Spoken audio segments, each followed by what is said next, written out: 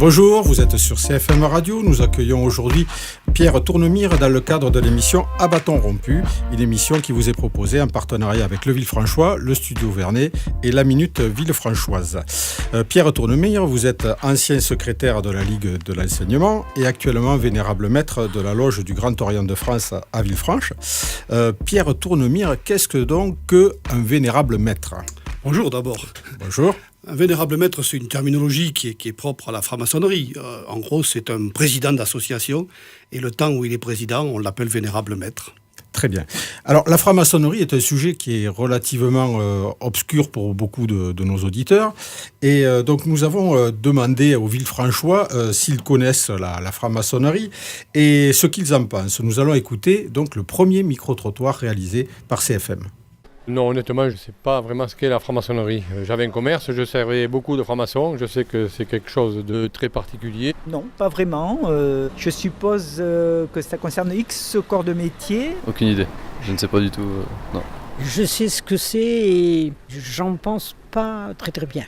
Je ne fréquenterai pas. Oui, je me suis pas mal intéressé à ce sujet pendant une période de ma vie. C'est un peu comme dans tout, il y a du bon et du mauvais. C'est un sujet tellement large qui est relié à tellement de choses. Pas du tout.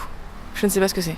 Du tout. Je connais un peu, j'ai lu sur la franc-maçonnerie, mais ça date de plusieurs siècles, je sais pas. La franc-maçonnerie, c'est une secte, il me semble. Chacun fait ce qu'il veut. De tout ce qu'on voit sur Internet, de ce qu'on entend, la franc-maçonnerie, c'est le leader, on va dire, ceux qui ont le pouvoir sur la France, quoi. Pas exactement, pour te dire, je pense que c'est peut-être une confrérie ou quelque chose comme ça. Je sais que c'est un club de personnes qui se rassemblent pour œuvrer peut-être dans le bon sens. C'est tout, non, je sais pas. Alors, la franc-maçonnerie, une secte, un truc un peu nébuleux. D'autres personnes pensent que c'est quelque chose qui œuvre pour que la société évolue dans le bon sens. Qu'en est-il véritablement ? D'abord, ça n'est pas une secte, puisque dans une secte, c'est très facile d'y rentrer et c'est quasiment impossible d'en sortir. Chez nous, c'est plus compliqué pour y rentrer. Il y a une enquête, il y a des questions qui sont posées, on se rassure, on s'inquiète en même temps sur qui est la personne qui demande à rentrer en maçonnerie. Et après, on peut en partir quand on veut. Donc, c'est tout le contraire d'une secte. Ceci étant, que la franc-maçonnerie soit méconnue, ça n'est pas surprenant, puisque sa vocation, c'est effectivement d'être un cercle de réflexion sur les sujets d'actualité, qui cherche un petit peu une vocation de principes universels qui doivent rassembler les gens. Et donc, cette réflexion-là, pour qu'elle puisse être conduite intelligemment, il faut qu'elle soit un peu discrète. Donc voilà, ce qui fait que... Alors, la discrétion, certes, mais alors pourquoi le secret ? Est-ce qu'il y a un véritable secret autour de l'appartenance à la maçonnerie ?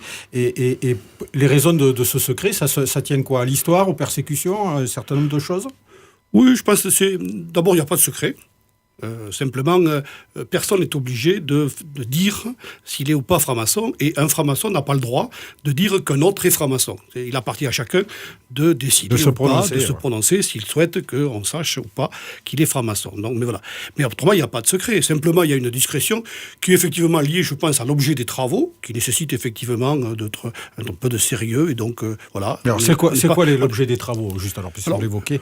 Toute question, alors c'est un peu différent suivant les obédiences maçonniques. Pour ce qui concerne le Grand Orient de France, il n'y a pas de sujet interdit. C'est-à-dire qu'en gros, on peut aborder tous les problèmes à la fois philosophiques, mais aussi moraux, mais aussi sociaux, mais aussi politiques. Donc il y a la possibilité d'examiner les questions avec une méthode qui permet à chacun de pouvoir réfléchir, prendre la parole, d'écouter les autres et de pouvoir se prononcer, d'essayer de chercher la vérité, si tant est qu'on puisse effectivement l'approcher. D'accord. Alors donc, en fait, la franc-maçonnerie, ça se référerait plutôt à une sorte de cercle de pensée, de réflexion. On essaie de faire avancer des questions de société. Par exemple, je crois que la franc-maçonnerie est connue pour avoir fait évoluer la société en direction de l'abolition de la peine de mort, par exemple, ou ce genre de choses. Alors, Oui, c'est un cercle philosophique, si vous voulez, un cercle de réflexion. La différence avec d'autres cercles de réflexion qui existent, puisqu'aujourd'hui c'est aussi très à la mode et beaucoup d'associations remplissent un petit peu les mêmes fonctions. Nous, on a la particularité de le faire selon des méthodes rituelles, comme on dit, c'est-à-dire d'obéir à certains principes, de modalités, d'intervention, et donc de trouver des formes qui permettent de chercher à travers justement la recherche de symboles, de trouver un petit peu la meilleure façon d'appréhender les questions. Mais voilà, c'est plus une méthode de travail qu'une spécificité particulière sur le sujet. Beaucoup d'associations ont des réflexions de même nature. De même nature. Et bon, alors vous travaillez sur des sujets qui sont voués à faire avancer la société. Quelles sont, si on peut résumer rapidement, quelques avancées qui ont été proposées par la franc-maçonnerie au niveau de la société? Alors je crois que l'une des plus importantes a été l'abolition de l'esclavage avec Victor Schœlcher. En gros, la franc-maçonnerie a été créée il y a près de 300 ans, donc dans des conditions politiques tout à fait différentes. Mais ce qui a fait le développement, et surtout pour le Grand Orient de France, c'est la Troisième République. Donc la franc-maçonnerie est très, très liée avec le principe républicain. Elle a contribué, d'ailleurs, sa devise de liberté, d'égalité, de fraternité, et la devise de la République aussi. Donc elle a beaucoup contribué, effectivement, à l'avancée des lois qui vont vers plus de liberté, plus de solidarité, et donc de toucher les problèmes. Alors, des grands sujets, oui, en gros, les grandes lois laïques, le Grand Orient y a largement contribué, même s'il n'est pas seul à l'avoir fait, et s'il a eu des actions tout à fait particulières. Et puis, oui, les questions de société. Aujourd'hui, on réfléchit beaucoup sur les problèmes de bioéthique, on réfléchit beaucoup sur les problèmes du transhumanisme, on réfléchit beaucoup sur toutes ces questions qui, effectivement, interpellent les citoyens d'aujourd'hui. On a dit pendant longtemps que la franc-maçonnerie était une sorte de religion de la République. Est-ce qu'il y a véritablement on va dire, alors il y a beaucoup de fantasmes autour du fait que la Révolution française aurait été un peu préparée dans les loges maçonniques. Est-ce que c'est une vérité? Alors, ça lui a à la fois été reproché par certains, notamment au niveau après la Restauration, et puis beaucoup de francs-maçons s'en glorifient. Je pense que la vérité est un peu au milieu, c'est-à-dire que les francs-maçons ont été effectivement très liés dans l'esprit des Lumières, avec les philosophes du XVIIIe siècle qui ont avancé. Voltaire, apparemment, franc-maçon, Danton, Montesquieu. Donc il y a effectivement des réflexions qui ont été conduites dans les loges maçonniques, qui ont contribué à avancer des idées autour de l'esprit des Lumières, autour effectivement d'une vocation un peu universelle sur des principes qui touchent à la vie des gens. Pour autant, la franc-maçonnerie a eu justement des difficultés pendant la Révolution. Elle avait même pratiquement cessé toute activité entre 1793 et 1799. Donc après, elle s'est repartie un petit peu avec Bonaparte, qui avait d'ailleurs, lui, considéré que la franc-maçonnerie était suffisamment importante pour mettre le grappin dessus. Il avait placé son frère comme grand maître du Grand Orient, et toute sa famille et les maréchaux prenaient des responsabilités pour que son neveu Napoléon III fera de même sous le Second Empire. Mais par contre, dans la partie Restauration, dans l'intervalle, donc la franc-maçonnerie a connu des difficultés.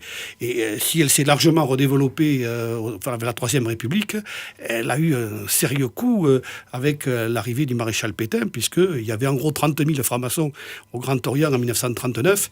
Il n'en restait que 7 000 à la Libération. Est-ce que justement cette forme de diabolisation qui a été faite de la franc-maçonnerie par le gouvernement le régime de Vichy, c'est encore ce qui motive d'après vous? Alors parce qu'il y a beaucoup de gens qui fantasment sur la maçonnerie et qui la critiquent avec les mêmes arguments que ceux qui étaient employés sous Vichy. Est-ce que c'est ce relais-là que l'on... Ces arguments sont largement employés par toutes les organisations d'extrême droite.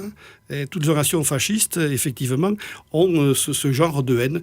Mais souvent, elle est assimilée, d'ailleurs, vous savez, aux juifs, à toute une série de personnes qui sont, soi-disant, pas tout à fait dans les règles qu'ils considèrent être une société de l'ordre. Pour la franc-maçonnerie, l'important, c'est que la liberté de conscience de chacun soit la plus absolue possible. Et ça heurte, effectivement, toutes les organisations qui ne sont pas pour la liberté. Et alors, il y a justement un combat qui est quand même très ancien, je crois, contre le cléricalisme, parce que, alors pas contre les religions, les religions, je crois, sont assez admises, il n'y a pas d'antagonisme entre la religion et la franc-maçonnerie, mais par rapport aux églises, entre guillemets, aux ordres qui veulent imposer une façon d'organiser la société par le biais des croyances. Là, il y a un combat qui est mené par la franc-maçonnerie. Oui, ça a été d'ailleurs un des grands combats du 19e siècle. C'est-à-dire que faut imaginer ce qu'était la France à cette époque-là. C'est-à-dire que pour tout ce qui touchait les grands sujets, mais aussi bien de société que des comportements individuels, mais aussi les approches de la médecine, etc., c'était effectivement des formes cléricales qui pesaient. C'est-à-dire qu'au nom d'une vérité révélée, les gens devaient se comporter en fonction de ce qu'on leur dictait de faire. Et donc, toute une série de gens se sont mobilisés contre ça. Et si les lois ont évolué, c'est parce que, justement, des libres penseurs, entre guillemets, des gens qui se souhaitaient penser libre, le voulaient. Mais c'est aussi parce que, dans un pays où il y avait 98% de gens qui se déclaraient catholiques, il a bien fallu qu'effectivement, ce combat soit mené. Donc, c'est bien un combat contre une prétention de certains de vouloir dicter les fonctionnements sociaux, les comportements sociaux et la capacité de penser par soi-même. Mais ça ne heurte en rien la croyance sincère par rapport à la religion. Donc, voilà. C'est important de distinguer les choses, parce que les formes cléricales ne sont pas forcément uniquement des formes religieuses. Et toute personne qui prétend détenir une vérité et qui veut l'imposer à quelqu'un au nom de cette vérité qu'il prétend détenir est une forme cléricale qui doit être combattue. Très bien.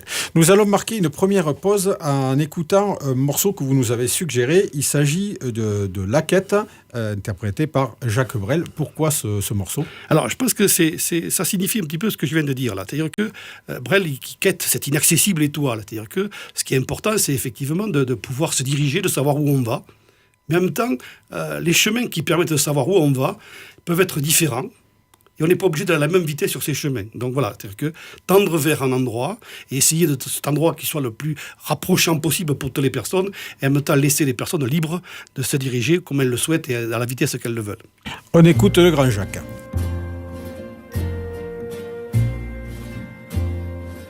Vous êtes sur CFM Radio, vous écoutez l'émission À bâton rompu avec notre invité Pierre Tournemire, vénérable maître du Grand Orient de France à Villefranche de Rouergue. Nous venons d'aborder la question de la représentation de la franc-maçonnerie par la société, par les gens qui ne connaissent pas forcément ce sujet.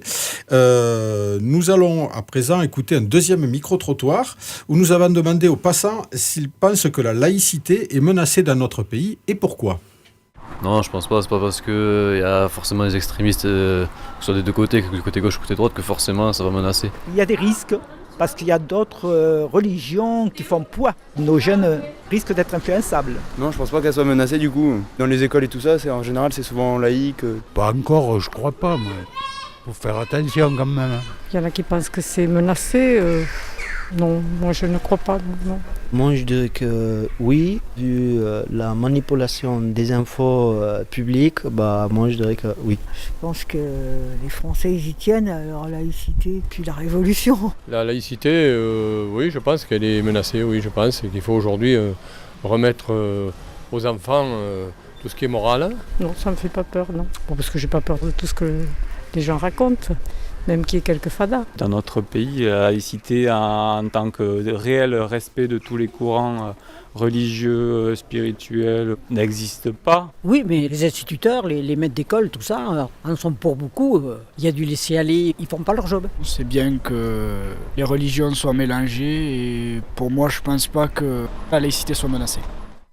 Alors, la laïcité menacée, est-ce une réalité ou une vue de l'esprit du point de vue de la franc-maçonnerie ? Alors d'abord, il faut savoir de quoi on parle. Parce que menace, oui, sans doute, mais de quelle menace ?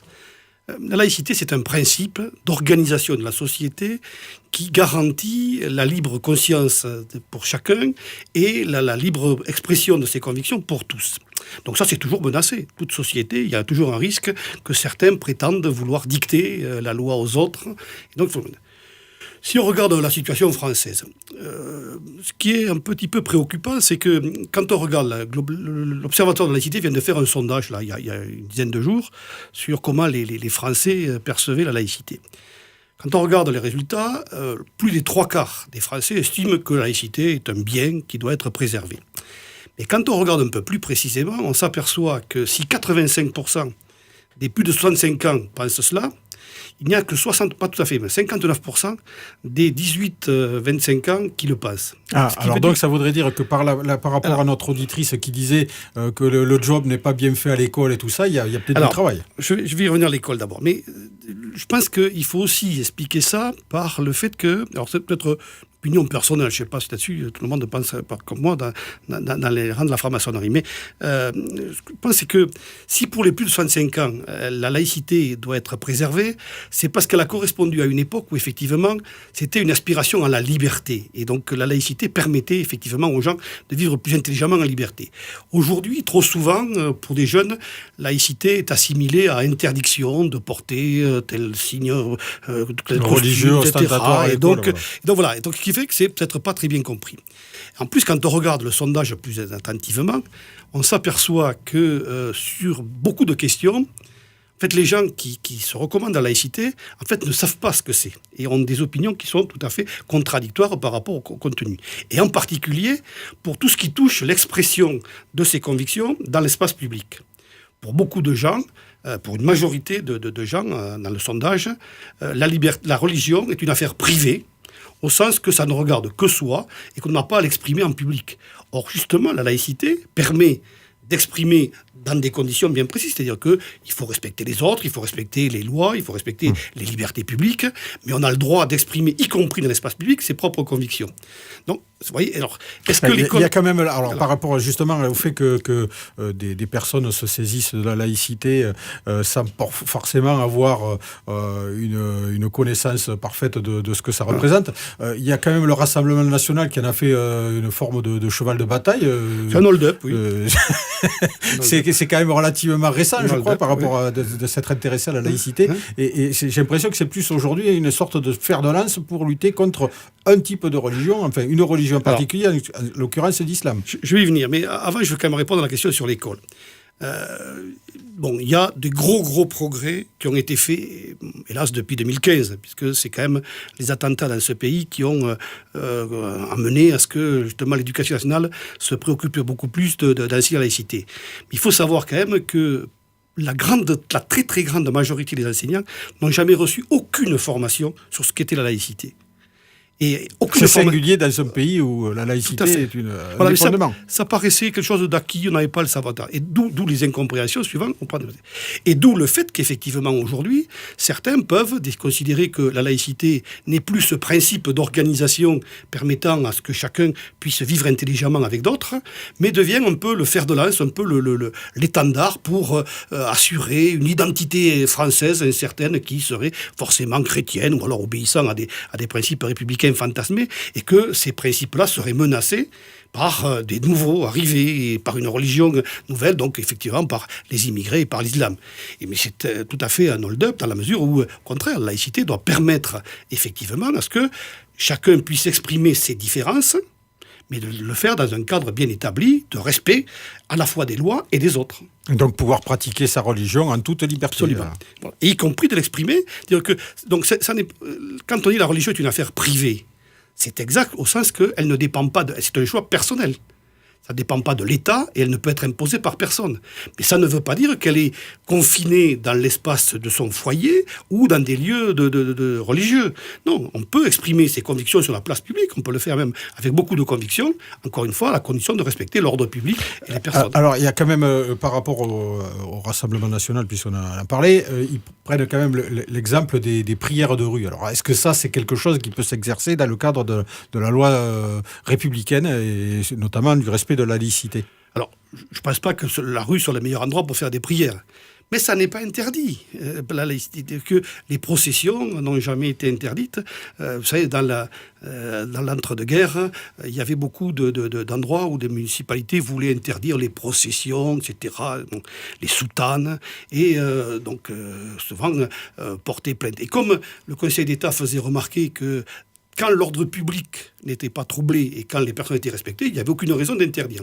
Alors il y avait des petits malins qui disaient on va un peu faire une contre-manifestation, donc l'ordre public sera un peu perturbé, donc on va interdire.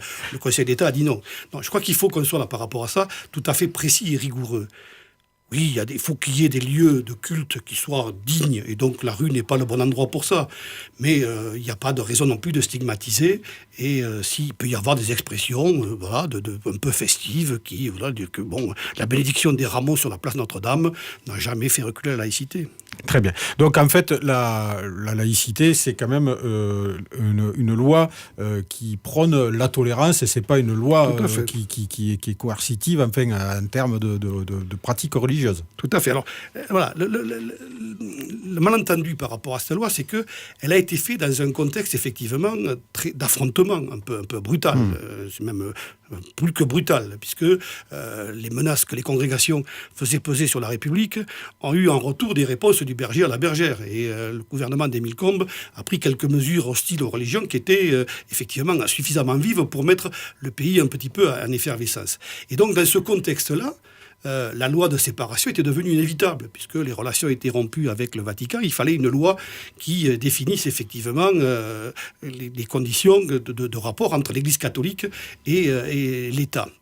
Et l'intelligence des parlementaires de l'époque, c'est de ne pas avoir fait une loi de circonstance, répondant à cette seule problème, question, ce contexte, voilà. Mais de faire une loi de liberté, et c'est Aristide Briand, c'est Jean Jaurès, c'est Francis de Pressensé, donc des gens qui effectivement ont considéré qu'il fallait non pas poursuivre et amplifier l'affrontement, parce que cet affrontement-là avait mis en péril justement la République, la laïcité et la cohésion nationale. Voilà, mais il fallait au contraire trouver une loi qui définissent les conditions de la pacification. Alors ça a mis un peu de temps, parce que la loi n'a pas tout à fait été bien comprise, donc il a fallu un peu de temps. Mais je pense qu'aujourd'hui, la grande majorité, effectivement, des religions considèrent que, oui, la loi de 1905 offre cet espace de liberté qui permet d'exprimer ses convictions. Très bien, il est désormais temps de passer à une nouvelle pause musicale. Vous nous avez proposé Des hommes pareils de Francis Cabrel. Alors ce choix, toujours pareil ? Oui, mais voilà, je crois que c'est important qu'on puisse assumer ces différences. Et même en même temps, il faut vivre ensemble. Et pour vivre ensemble, il faut pouvoir se tolérer, il faut pouvoir reconnaître qu'il y a quand même des choses qui dépassent les particularités, qui doivent rapprocher. Et je pense que c'était important de rappeler ça à un moment où on voit ressurgir des propos de haine, des propos stigmatisants, des propos antisémites. Il me semblait que rappeler que être différent, oui, et il faut que cette différence puisse être respectée, s'exprimer, mais à la condition qu'on ait des valeurs partagées, mais des valeurs partagées parce que construites en commun. Et ça suppose effectivement qu'il y ait tout un travail, et il me semble que la chanson l'illustre assez bien. Enfin, elle permet d'aller vers ça. On écoute Francis Cabrel.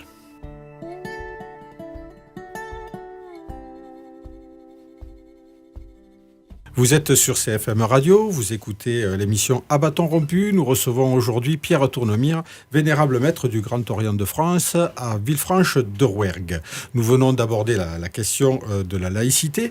Nous allons maintenant parler de la franc-maçonnerie et de son ouverture sur le public. On va écouter un micro-trottoir où nous avons posé la question suivante. Pensez-vous que les francs-maçons doivent mieux faire connaître leurs actions auprès du grand public ? Et pourquoi ? Ouais, ça pourrait nous faire changer notre point de vue sur eux. Ça passera moins en mode secte, truc comme ça. J'ai essayé de lire des bouquins, mais bon, c'est un peu dur de rentrer dedans. Ouais, d'avoir un peu d'infos, ça serait bien. Je dis que oui, et c'est un autre avantage de savoir qui c'est, ces gens qui gèrent le monde. Pour eux, ça serait un non. Pourquoi ? C'est pas dans leur intérêt qu'ils soient connus. Ça permet aussi de savoir concrètement ce que c'est, parce qu'en fait on entend de tout, mais concrètement on ne sait pas à quoi ça sert. On peut toujours essayer d'entendre ces voix-là, plutôt que d'autres qui sont beaucoup plus à l'extrême et qui veulent montrer qu'ils sont les rois du monde alors qu'ils ne sont rien du tout. Je ne peux pas vous répondre puisque je ne me rappelle pas exactement le fond de leur raison d'être. Peut-être, certainement, ils ont des choses à cacher. En même temps, s'ils font de la com, ils en parleront en se donnant le bon rôle. Donc, ce ne sera pas forcément une information honnête. Si ça pouvait ramener un peu de tranquillité, de paix, et faire comprendre aux gens qu'il faut se supporter les uns les autres, tout un tas de trucs peut-être. On trouve de plus en plus d'émissions télévisées qui nous montrent ce que c'est la franc-maçonnerie. Si c'est davantage, il n'y a plus le secret. Oui, parce qu'en réalité, je ne sais pas du tout quelle est leur façon d'être, qu'est-ce qu'ils encouragent. Je pense que c'est quelque chose de très sérieux parce que c'est des gens qui ont des visions vraiment importantes. Ils devraient se faire beaucoup plus connaître, tout à fait. Alors, la franc-maçonnerie doit-elle mieux se faire connaître auprès du grand public? Alors, il y a des gens qui parlent de domination du monde par la franc-maçonnerie.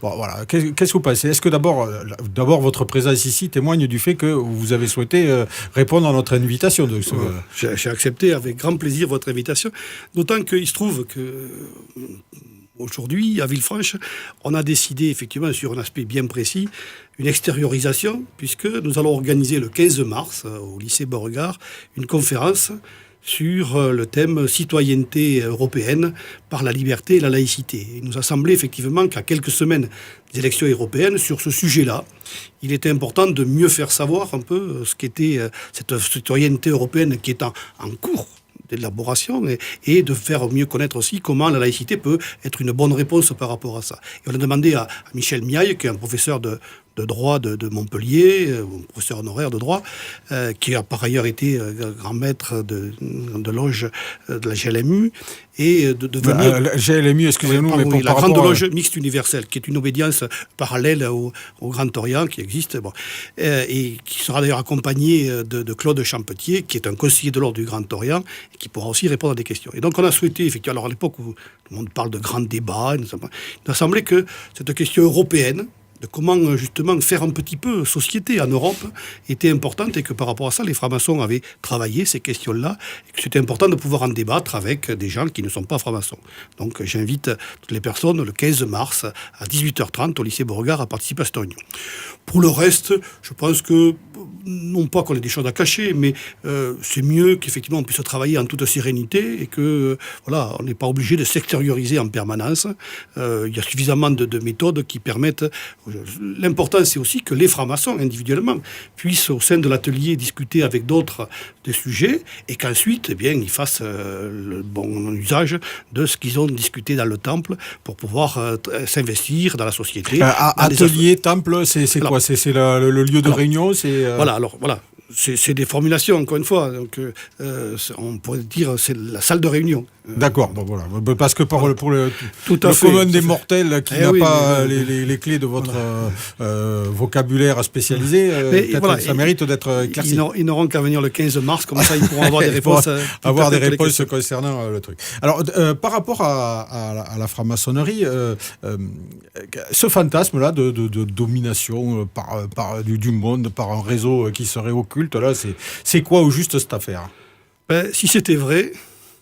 Le monde tournerait différemment. Je pense que la société serait bien meilleure. Donc, hélas, ça n'est pas vrai. Non, je pense que c'est beaucoup de fantasmes qui... Alors, voilà, je pense que c'est lié à une hostilité. Dire qu'on savait, quand on est contre quelque chose, on lui prête toujours des mots tout à fait... voilà. Donc, non, je pense que... qu'il y ait effectivement une activité des francs-maçons dans la société, c'est important. Qu'ils aient volonté de pouvoir faire partager des idées, oui. De là à dominer le monde, hélas, non. D'abord, ce n'est pas notre ambition. Au contraire, on considère que c'est à chacun de faire sa propre définition de ce que doit être l'ordre des choses. Donc voilà, mais... Très bien. Il n'en est pas moins vrai quand même que la franc-maçonnerie a pesé sur le débat politique français, en l'occurrence. Ça a été plus vrai sous la Troisième République dont vous évoquiez l'histoire tout à l'heure. Mais aujourd'hui, qu'en est-il? Est-ce que la franc-maçonnerie est toujours dans le cercle des pouvoirs? Est-ce que il y a toujours des francs-maçons dans le gouvernement ou dans les ministères? Oui, mais c'est pas ça l'essentiel. Il y a aussi des rugbymen, il y a aussi des... Voilà, donc ils y sont parce que leur activité sociale et politique a fait qu'ils ont été reconnus pour des compétences. Voilà, donc c'est pas parce qu'ils sont francs-maçons. Voilà. C'est parce qu'ils avaient une sensibilité par rapport à œuvrer dans le... Oui, c'est-à-dire... Alors effectivement, que le fait d'être franc-maçon ait pu contribuer à ce qu'ils aient une approche plus pertinente de certains problèmes, c'est possible, c'est même sûrement vrai. Mais ce n'est pas parce qu'ils ont été choisis parce que francs-maçons. Donc c'est l'histoire de la poule et de l'œuf, quoi. Voilà. C'est pas trop ce qui a engendré le... Non, en l'occurrence, l'œuf, il a été bien produit, donc... Très bien. Cette conférence à Beauregard, je crois que c'est quelque chose qui se produit, mais relativement rarement. Vous avez, je crois, les dernières conférences qui avaient eu lieu à Villefranche, en tout cas, remontent à 2 ou 3 ans, non? Voilà, j'étais encore parisien à ce moment-là, donc je crois que c'était en 2005. Donc, 2005. Voilà, c'était pour les 100 ans de l'an 1905. D'accord. Bon, donc c'est quand même une extériorisation, mais qui prend son temps, quoi. Oui, mais au niveau du rythme. Non, on avait fait aussi une conférence il y a moins longtemps que ça, en 2014, pour justement, non, 2015, je vais y arriver. Donc, avec Daniel Keller. Daniel Keller, qui était venu expliquer justement ce qu'était la franc-maçonnerie.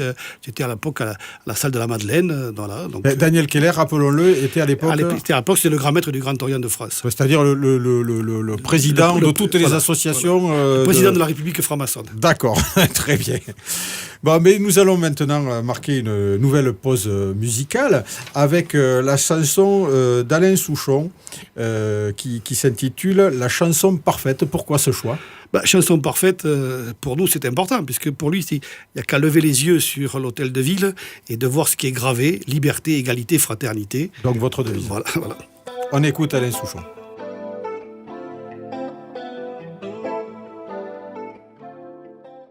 Vous êtes sur CFM Radio, vous écoutez l'émission À bâton rompu. Nous recevons Pierre Tournemire, vénérable maître du Grand Orient de France à Villefranche de Rouergue. Nous venons de parler de franc-maçonnerie, d'ouverture de la franc-maçonnerie sur le grand public.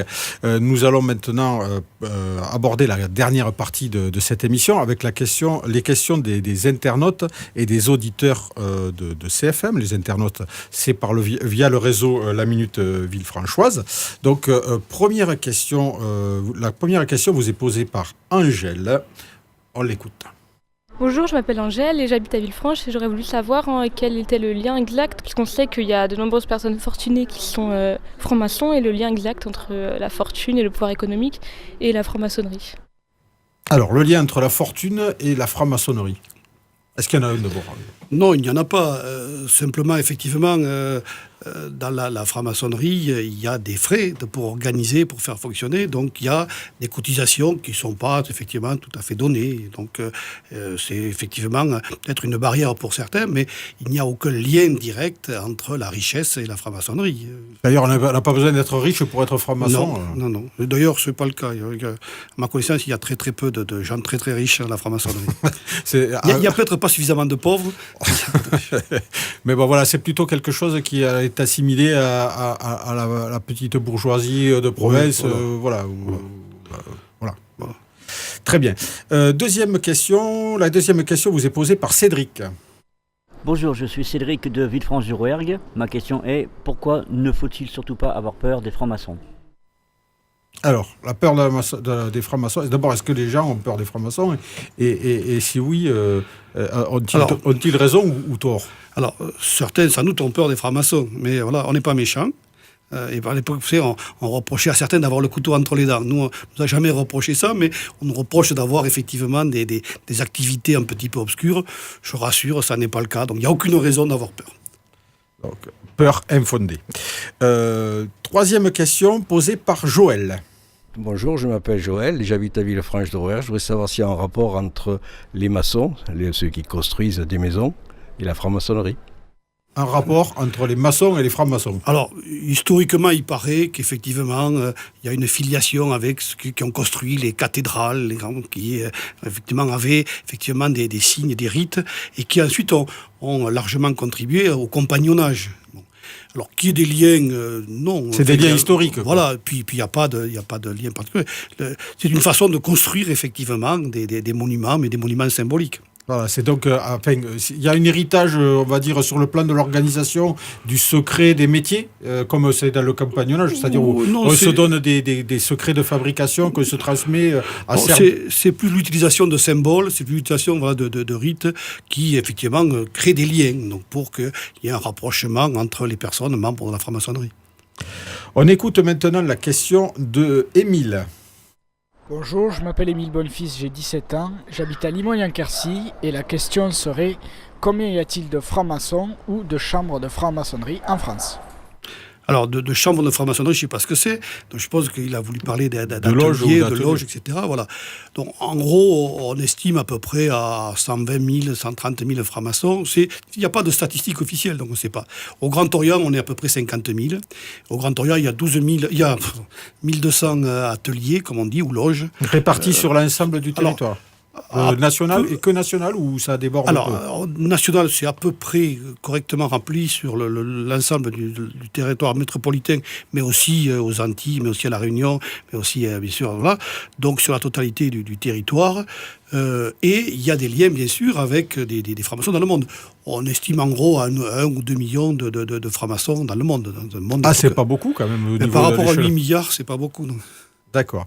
Et alors, c'est quoi parce que vous faites la distinction entre le Grand Orient avec ses 50 000 membres et les 120 000 membres qui composent la franc-maçonnerie en tout. C'est quoi cette question d'obédience, d'ordre là? Il y a des différences Alors, oui, sans doute, puisqu'il y a des spécificités. Mais bon, c'est un petit peu dans l'ordre social. Il y a des différents syndicats, il y a différents partis politiques. Il n'est pas anormal qu'il y ait différentes sensibilités maçonniques. En gros, les trois ou quatre plus importantes, c'est le Grand Orient qui est la plus importante, mais il y a aussi la Grande Loge de France, la Grande Loge mixte, pardon. Le GLMU dont vous avez parlé, oui. Voilà, le droit humain, et puis la Grande Loge féminine. Voilà, donc. D'accord. Et alors, la Grande Loge nationale de France, c'est le mot que je cherche tout à l'heure. Et je ne suis pas spécialiste. Et les différences alors entre ces obédiences, c'est quoi? Alors, la particularité du Grand Orient, c'est effectivement, historiquement, c'est d'avoir décidé qu'il n'y avait pour nous aucune obligation de croire en un dieu, ou même en un grand architecte de l'univers, et qui avait une liberté absolue de conscience. Beaucoup d'autres sensibilités maçonniques continuent à considérer qu'il y a une référence déiste dans leur fonctionnement. Puis il peut y avoir une spécificité de travail plus symbolique, plus sur des questions philosophiques. Nous, on aborde l'ensemble des questions, ce qui fait que la particularité, c'est peut-être ça, c'est que des questions politiques peuvent être traitées au Grand Orient, ce qui n'est pas le cas dans d'autres obédiences. Vous avez parlé de grandes loges féminines, ça veut dire que la maçonnerie on va dire, elle est mixte ou elle n'est pas mixte parce que... Ça a été un grand débat. Les francs-maçons n'étaient pas en marge de la société, donc pendant très longtemps, au Grand Orient, il n'y avait que des hommes. Et parce qu'il n'y avait que des hommes au Grand Orient, il a bien fallu qu'il crée une organisation pour que les femmes. Donc c'est l'idée de la Grande Loge féminine qui effectivement a eu des liens très très proches avec le Grand Orient. Depuis maintenant une dizaine d'années, il est possible au Grand Orient de France d'avoir d'adhésion aussi bien d'hommes que de femmes. Et c'est d'ailleurs le cas depuis quelque temps. Alors, on n'est pas encore très très loin de la parité, mais il y a de plus en plus de femmes qui adhèrent au Grand Orient. Et il y a des loges qui continuent à être que masculines ou que féminines. Ça existe aussi. Oui, bien sûr. D'accord. Au sein du Grand Orient de France ou dans les autres obédiences? Alors, il y a des obédiences qui sont automatiquement mixtes, comme la GLMU, la GLMF, le DH, sont des obédiences qui depuis toujours ont été mixtes. Voilà. Donc après, la Grande Loge féminine, que féminine. Voilà. Mais ça ne veut pas dire que ce soit exclusivement féminine. C'est-à-dire que on peut être reçu, pouvoir discuter dans une réunion. D'accord, mais pour appartenir. Pour appartenir. Et au Grand Orient, il reste encore effectivement des ateliers qui ne sont que des hommes. C'est en train de disparaître avec le temps. D'accord. Le temps que les mentalités changent aussi. Voilà, il faut sans doute... C'était historique. Très bien. Une nouvelle question posée par Cédric. Oui, bonjour, je m'appelle Cédric, j'habite à Villefranche et je voudrais savoir à quoi sert la franc-maçonnerie au sein de la société. Alors, à quoi sert la franc-maçonnerie ? On essaye de réfléchir surtout sur qu'est-ce qu'ont les valeurs universelles qui peuvent rassembler les gens et essayer de faire des propositions d'abord pour chacun, pour voir comment il peut être plus armé pour agir dans la société en termes de solidarité, en termes de participation démocratique, et puis peut-être de faire avancer quelques propositions de loi ou autres. Dernière question posée par un internaute. Il s'agit de la question d'Amadi Dali. Je vais vous la lire.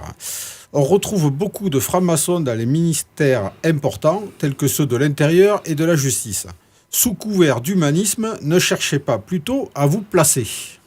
Alors, on a déjà abordé la question à plusieurs reprises. C'est effectivement un reproche qu'on nous fait. Je pense que la discrétion doit conduire à ça, puisqu'on ne sait pas exactement qui est franc-maçon, qui ne l'est pas. Donc, on peut légitimement être suspicieux à partir de là. Non, je pense qu'il n'y a aucune volonté. D'abord, est-ce que c'est vrai le fait qu'il y ait des francs-maçons au ministère de l'Intérieur Oui, bien sûr, oui. Mais c'est pas anormal de dire qu'il y a... Oui, il y en a partout. Oui. Ok. Il est désormais temps de nous séparer à l'issue de cet entretien en compagnie de Pierre Tournemire, que nous remercions d'avoir accepté notre invitation pour ce 6e opus de À bâton rompu. Nous nous retrouverons le mois prochain avec un nouvel invité issu du monde économique, associatif ou politique de la région de Villefranche. Nous vous souhaitons une bonne après-midi et nous nous quittons avec un morceau que vous avez choisi. Il s'agit de Mourir pour des idées de Brassens. Alors, la raison de ce choix? Je trouvais que c'était important.